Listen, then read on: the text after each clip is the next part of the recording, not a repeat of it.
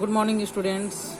हम पौधों में परिवहन ट्रांसपोर्टेशन इन प्लांट्स के बारे में पढ़ रहे हैं, जिसमें हमने वाष्पोत्सर्जन की चाक के बारे में पिछले लेक्चर में पढ़ा था। आज हम इसी क्रम को आगे बढ़ाते हुए पढ़ते हैं वाष्पोत्सर्जन या ट्रांसपीरेशन क्या होता है। वाष्पोत्सर्जन पौधों द्वारा जल का वाष्प के रूप में परिवर्तन और उससे उत्पन्न हानि है।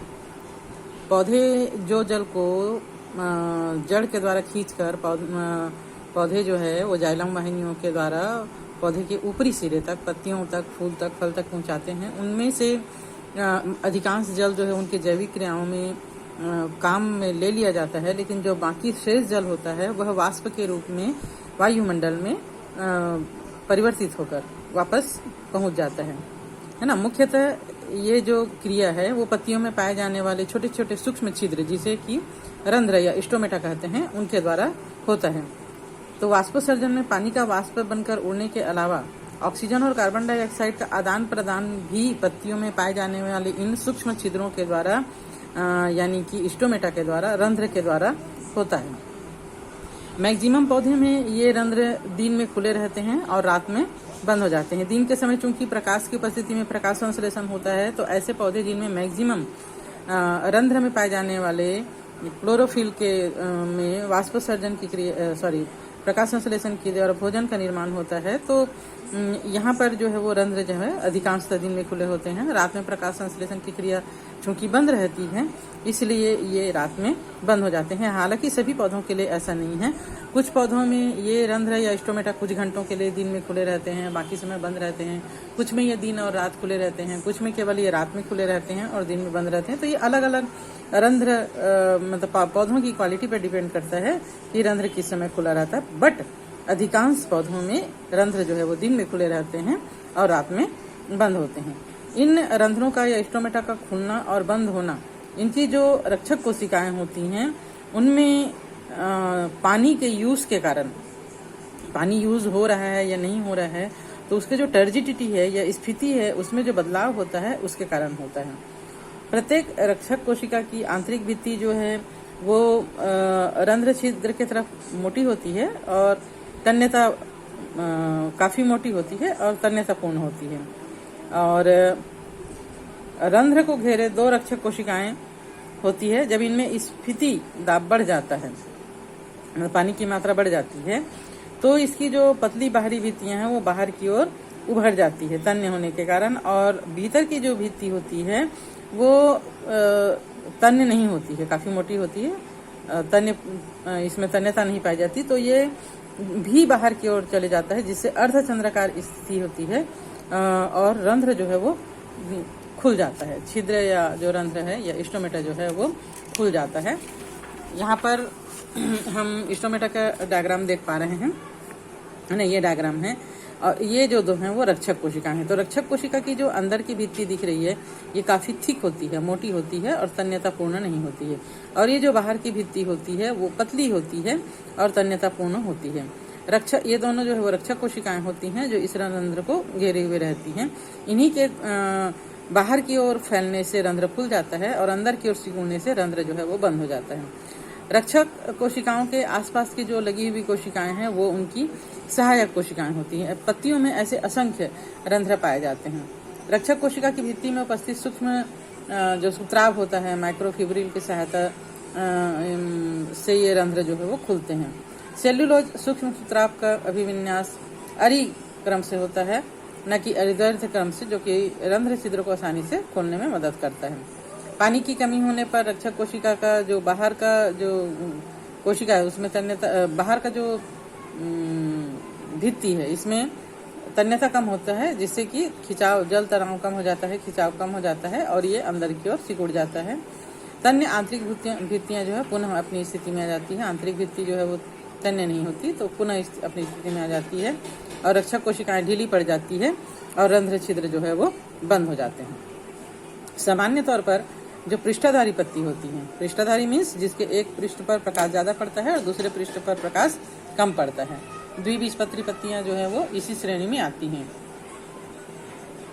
इनके निचली ओर अधिक संख्या में स्टोमेटा या रंध्र पाए जाते हैं, जबकि ऊपर की ओर सूर्य के प्रकाश कंटिन्यू पड़ने के कारण रंध्र जो है वो नहीं होते हैं या बहुत कम होते हैं।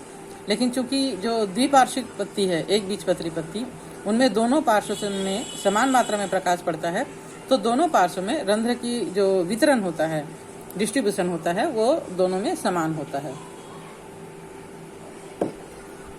सॉरी।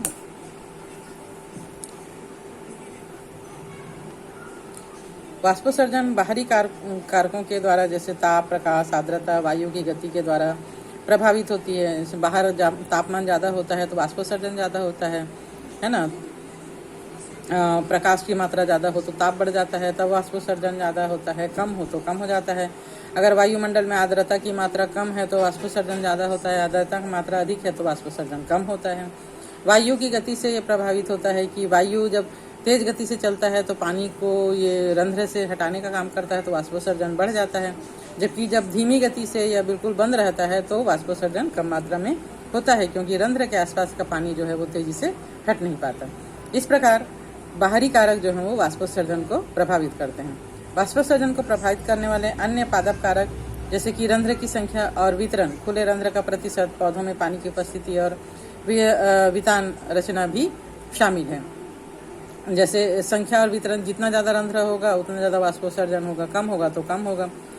रंध्र ज़्यादा समय तक खुले रहेंगे तो वाष्पोत्सर्जन ज़्यादा होगा, और कम समय तक खुले हैं या उनकी प्रतिशत कम है तो कम होगा, है ना। इसी प्रकार पौधों में पानी की मात्रा ज़्यादा है तो वाष्पोत्सर्जन ज़्यादा होगा, और कम है तो वाष्पोत्सर्जन कम होता है।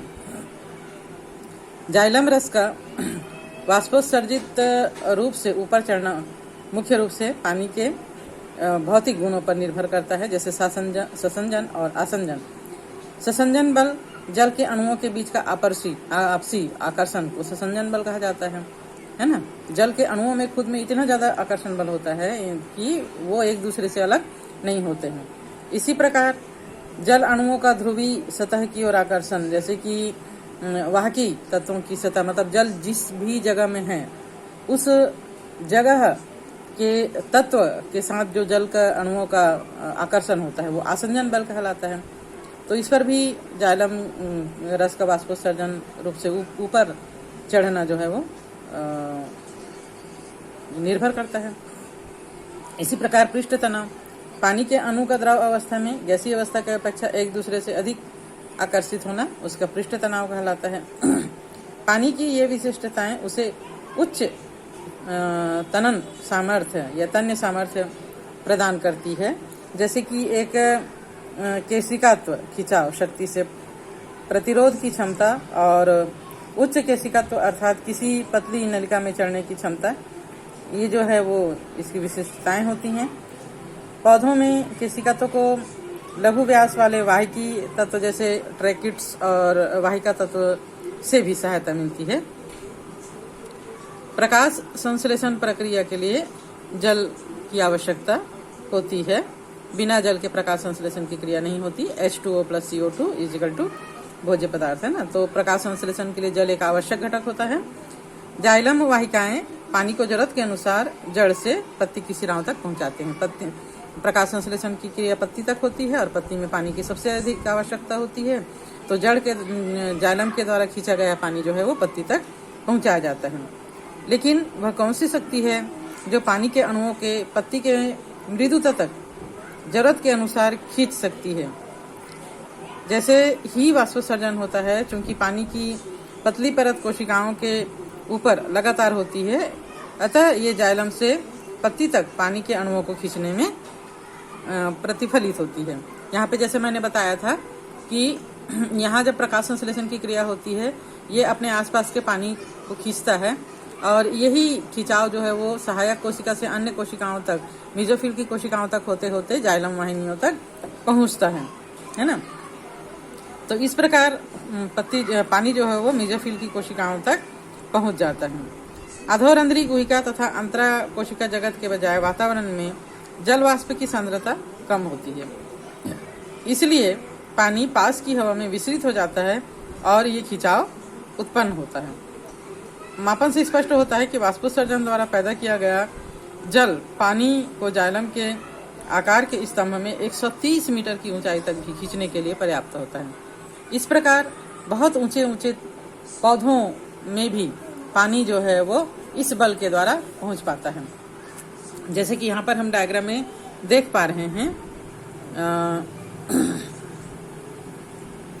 ये जल और आयन अवशोषण एवं जड़ों में चालन के सिम्प्लास्टिक और एपोप्लास्टिक पथ के बारे में दिखाया गया है। रंध्र के द्वारा वाष्पोत्सर्जन, वायु में पानी का उत्सर्जन, और ये अन्य सहायक कोशिकाओं से पानी को खींचता है, और ये खिंचाव जो है वो जाइलम वाहिनियों तक पहुंच जाता है। जाइलम से फिर पानी जो है वो अन्य कोशिकाओं तक और इस प्रकार रंध्र तक पहुंचता है। वाष्पोत्सर्जन और प्रकाश संश्लेषण एक समझौता, एक एग्रीमेंट। वाष्पोत्सर्जन में एक से अधिक उद्देश्य निहित होते हैं, और ये उद्देश्य जो है वो पौधों में अवशोषण एवं परिवहन के लिए वाष्पोत्सर्जन खिंचाव पैदा करना। अगर वाष्पोत्सर्जन नहीं होगा तो पानी जो है वो पौधों से जो अतिरिक्त पानी है वो बाहर नहीं निकल पाएगा, बाहर नहीं जा पाएगा, और जाइलम वाहिनियों में एक खिंचाव जो पैदा होता है वाष्पोत्सर्जन के कारण वो नहीं हो पाएगा, और जड़ें जो है वो जल का अवशोषण नहीं कर पाएंगे। प्रकाश संश्लेषण क्रिया के लिए पानी का संभरण। क्योंकि पत्तियों में प्रकाश संश्लेषण की क्रिया के लिए पानी आवश्यक है, तो जब क्लोरोफिल के द्वारा जल के अणुओं का उपयोग किया जाता है प्रकाश संश्लेषण के लिए, तो ये खिंचाव जल की आवश्यकता का मेसोफिल की कोशिकाओं से होते हुए जाइलम वाहिनियों तक पहुंचता है। मृदा से प्राप्त खनिजों का पौधों के सभी अंगों तक परिवहन। क्योंकि मृदा से जड़ें जो है वो जल के साथ साथ खनिज लवण भी अवशोषित करते हैं, और पौधों की विभिन्न जैविक क्रियाओं के लिए ये खनिज लवण जल के साथ ही विभिन्न कोशिकाओं तक, पत्ती की कोशिका, फल फूल की कोशिकाओं तक पहुंचाया जाता है। इसलिए वाष्पोत्सर्जन आवश्यक है। पत्ती की सतह को वाष्पीकरण द्वारा 10 से 15 डिग्री तक ठंडा रखना। पत्तियां पानी जो है वो पूरे पौधे में वितरित होते रहती है, जिससे पूरे पौधे का टेम्परेचर जो है वो 10 से 15 डिग्री तक मेंटेन करके रखा जाता है। पत्तियों में चूंकि सबसे ज़्यादा प्रकाश पड़ता है, वहाँ पर उसका टेम्परेचर ज़्यादा होने की संभावना होती है, तो वाष्पीकरण के द्वारा ही पत्तियों का टेम्परेचर जो है वो मेंटेन करके रखा जाता है। कोशिकाओं को स्फीत रखते हुए पत्तियों पादपों के आकार एवं बनावट को नियंत्रित रखना। एक सक्रिय प्रकाश संश्लेषण में जब पौधे बिजी होते हैं तो जल की इसको आवश्यकता पड़ती है। प्रकाश संश्लेषण में उपलब्ध जल जो है वो सीमाकारी हो सकता है। सीमाकारी मीन्स जितना जल की मात्रा है प्रकाश संश्लेषण उतना ही होगा। जैसे वाष्पोत्सर्जन, और इसको वाष्पोत्सर्जन भी प्रभावित करता है। वर्षा वनों में आर्द्रता इसी जल चक्र के कारण वातावरण में और पुनः मृदा में देखी गई है। C4 पौधे होते हैं जो प्रकाश संश्लेषण में फर्स्ट प्रोडक्ट जो है वो 4 कार्बन युक्त पौधे प्रोडक्ट बनता है। ये पौधे प्रकाश संश्लेषण तंत्र का क्रम विकास संभवतः कार्बन डाइऑक्साइड की उपलब्धता को बढ़ाने और पानी की क्षति को कम करने की रणनीति के तहत ही बना हुआ है। इनमें जो व्यवस्था बनी हुई है प्रकाश संश्लेषण की, वो पानी की उपलब्धता को बढ़ाने के लिए और पानी की क्षति को कम करने के लिए बना हुआ है। C4 पौधे C3 की तुलना में कार्बन यानी शर्करा बनाने को सुस्थिर बनाने में दुगना सक्षम होते हैं। C4 पौधे C3 पौधों से समान मात्रा के कार्बन डाइऑक्साइड के यौगिकीकरण हेतु आधी मात्रा में जल को खर्च करते हैं या कम करते हैं। तो आज का लेक्चर जो है इतना ही। नेक्स्ट डे हम पढ़ेंगे खनिज पोषक का उद्ग्रहण एवं संचरण।